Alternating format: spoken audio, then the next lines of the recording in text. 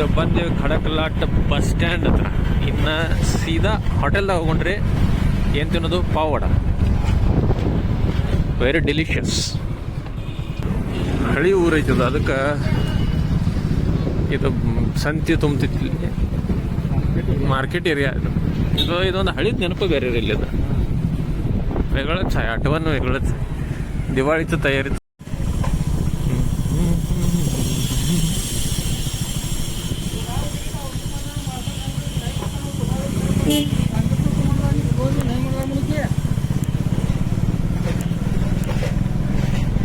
ಇಲ್ಲಿ ಬರೀ ಹಾದಿಗೆ ಬಂದ್ರನ ವಾಸ ಬರ್ತೈತ್ರಿ ಬಜ್ಜಿದ್.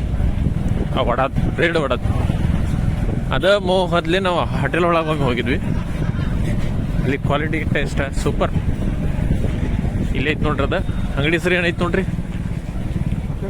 ಹೋಟೆಲ್ ಅಶೋಕ್. ವಾವ್.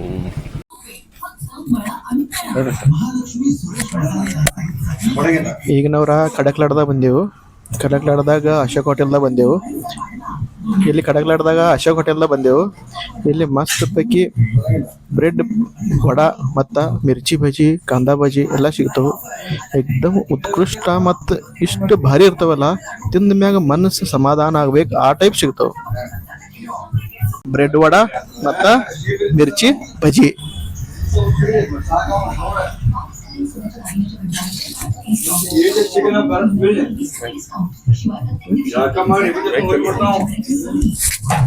ನೋಡ್ರಿ ಎಂತ ಬೆಸ್ಟ್ ಕ್ವಾಲಿಟಿ ಇದ್ರದ್ದು ಟೇಸ್ಟ್. ಸ್ಮೇಲ್ ಹಾದಿ ಮೇಲೆ ನಿತ್ರ ಇದ್ರದ್ದು ಸ್ಮೇಲ್ ಬರ್ತೈತಿ.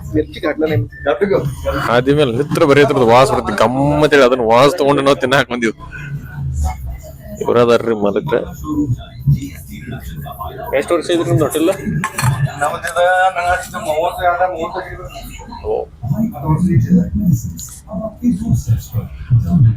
ಅವಾಗೇನು ಇದ ಜಾಗ ಇದ್ರಿ?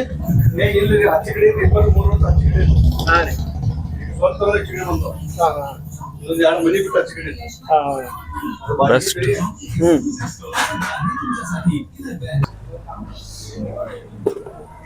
ಇಲ್ಲೇ ಹಾದಿಗೆ ಬರೀ ಇಲ್ಲೇ ನಿತ್ರ ವಾಸ ಬರ್ತಿರ್ತೈತಿ ನೋಡ್ರಿ. ಒಂದು 30 ವರ್ಷ ಐತ್ರಿ, 30 ವರ್ಷ 40 ವರ್ಷ ಆಯ್ತು ಹೋಟೆಲ್ ನಡೆಸ್ತಾರ್ರಿ. ಬೆಸ್ಟ್.